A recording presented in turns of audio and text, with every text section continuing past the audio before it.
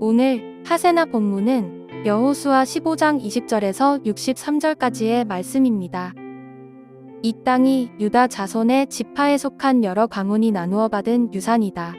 유다 자손 지파가 차지한 성읍들 가운데서 에돔 경계선 가까이 가장 남쪽에 있는 성읍들은 갑스엘과 에델과 야굴과 기나와 디모나와 아다다와 게데스와 하솔과 인난과 십과 델렘과 브알룩과 하솔아다따와 그리요테스론 곧 하솔과 아맘과 세마와 몰라다와 하살가따와 헤스몬과 벳벨렛과 하살수알과 브엘세바와 비스유다와 바알라와 이인과 에셈과 엘돌랏과 그실과 호르마와 시글락과 맘만나와 산산나와 르바옵과 시림과 아인과 림몬 이렇게 모두 29성읍과 그 주변 마을들이다. 유다 지파가 차지한 평지의 성읍들은 에스다올과 소라와 아스나와 사노아와 엔간님과 답부아와 에남과 야르묵과 아둘람과 소고와 아세가와 사하라임과 아디다임과 그데라와 그데로다임 이렇게 14성읍과 그 주변 마을들이다. 스난과 하다사와 믹달갓과 딜르안과 미스바와 욕드엘과 라기스와 보스갓과 에글론과 갑본과 라맘과 기들리스와 그데롭과 벳다곤과 나아마와 막게다 이렇게 16성읍과 그 주변 마을들도 있었다. 림나와 에델과 아산과 입다와 아스나와 르십과 그일라와 압십과 마레사 이렇게 9성읍과 그 주변 마을들도 있었다. 에그론과 그 변두리 촌락과 주변 부락들 에그론에서 바다까지 아스돗에 인접한 모든 성읍과 주변 마을들도 있었다. 아스돗과 그 변두리 촌락과 주변 마을들도 있었다. 또 이집트 국경지대의 강과 지중해와 그 해안 일대에 있는 가사와 그 변두리 촌락과 주변 마을들도 있었다. 유다 지파가 차지한 산간지방의 성읍들은 사밀과 얏딜과 소고와 단나와 기랴산나 곧 드빌과 아납과 에스드모와 아님과 고센과 홀론과 길로 이렇게 11성읍과 그 주변 마을들이다. 이 밖에도 아랍과 두마와 에산과 야닌과 벳답부아와 아베가와 흠다와 기랴사르바 곧 헤브론과 시올 이렇게 9성읍과 그 주변 마을들이 있었다. 그리고 마온과 갈멜과 십과 유다와 이스르엘과 욕드암과 사노아와 가인과 기브아와 딥나 이렇게 10성읍과 그 주변 마을들이 있었다. 그리고 하룰과 벳술과 그돌과 마앗과 베자녹과 엘드곤 이렇게 6성읍과 그 주변 마을들도 있었다. 기랴바알 곧 기랴자림과 랍바 이 2성읍과 그 주변 마을들도 있었다.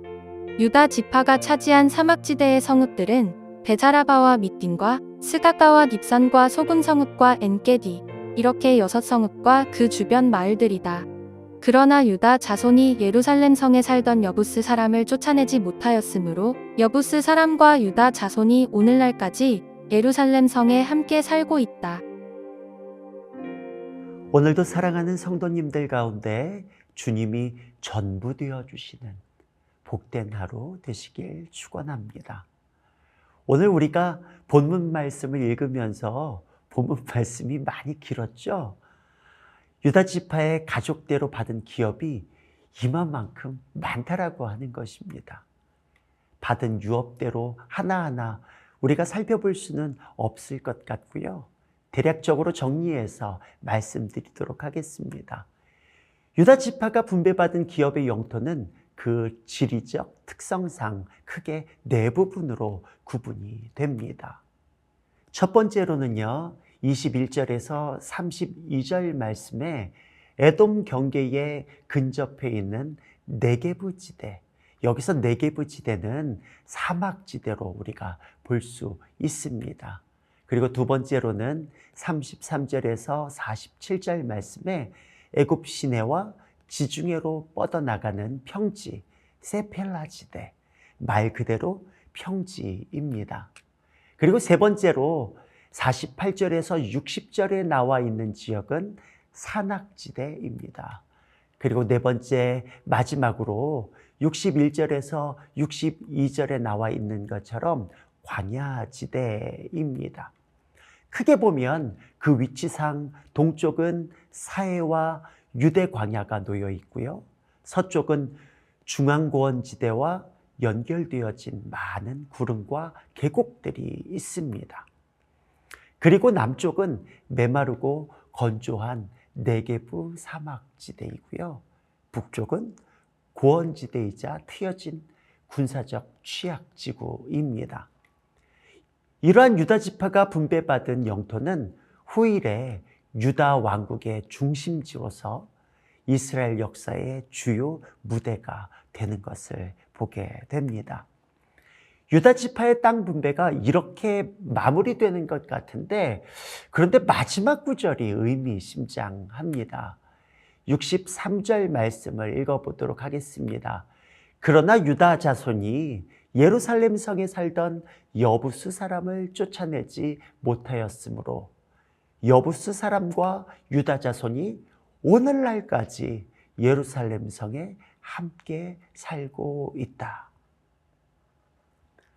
유다 자손은 자신들에게 허락하신 유업의 땅인 예루살렘을 완전히 차지하지 못하는 것을 보게 됩니다. 분명 하나님은 가나안 족속과는 언약도 맺지 말고 불쌍히 여기지도 말고 모두 진멸시켜야 한다라고 말씀하셨었던 것을 우린 기억하지요. 그렇지만 그들은 그 약속을 지키지 못했습니다. 이와 같이 유다 지파가 여부수 족속을 쫓아내고자 최선을 다하지 아니한 것은 하나님의 명령에 대한 나태한 마음가짐에서 연유한 것입니다. 가나안 정복 전쟁 때에 그들의 신앙적이고 순종적인 모습과는 뚜렷이 대조되는 현상이었음을 우리는 알 수 있습니다. 여호수아 10장에 보면은 예루살렘 왕 아도니세덱은 다른 네 왕과 합세해서 이스라엘에게 대적했습니다. 그러나 결국 모두 죽임을 당하고 말았죠. 하지만 그때 예루살렘이 정복당했다는 언급은 성경 어디에도 없습니다. 그 이후 유다 지파도 이 예루살렘을 정복하지 않고 내버려 두었던 것입니다. 이렇게 여부수 족속은 BC 1000년경에 다윗의 통치 때가 되어서야 비로소 완전히 점령당하게 되는데요. 그때까지 이들은 유다 자손들 곁에서 계속해서 거주하였던 것입니다. 성경에서는 유다 지파가 여부수 족속을 안 쫓아낸 건지 못 쫓아낸 건지 정확하게 표현하고 있지는 않습니다. 그러나 가나안의 풍습을 가진 그들이 유다 백성들과 뒤섞여 함께 살았다면 알게 모르게 얼마나 많은 영향을 미치며 살았을까요? 우리의 신앙생활에서도 가장 두려운 것은 물에 술 탄 듯 술에 물 탄 듯 하는 신앙생활입니다. 다시 말해 희석된 신앙생활인 것이죠. 적당히 하나님 편에도 서고 죄의 향락도 뚫고 싶지 않은 마음입니다.